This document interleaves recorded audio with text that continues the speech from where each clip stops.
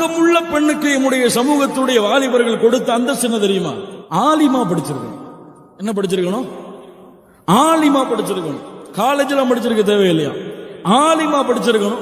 குர்ஆன்ல சில ஜுசுக்களை மனனம் செஞ்சிருக்கணும், அல்லது மதரசா போயிட்டு வரணும். இதுதான் மார்க்கத்துக்கு அளவீடு.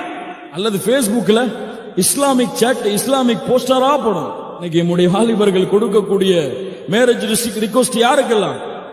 யாருக்கு? Facebookல எந்த பெண் அதிகமான இஸ்லாமிய போஸ்டரை ஷேர் செய்யறாளோ, அல்லது அவளாவே டைப் பண்ணாம காப்பி பண்ணி போறாளோ, அதான் அந்த பெண்ணுடைய ஈமானுக்கு அளவீடு.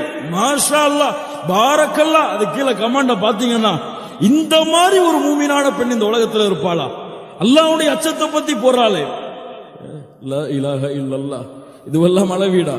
குர்ஆன் சுன்னாவை தன்னுடைய வாழ்க்கையில் செயல்படுத்தக்கூடிய பெண் யார்?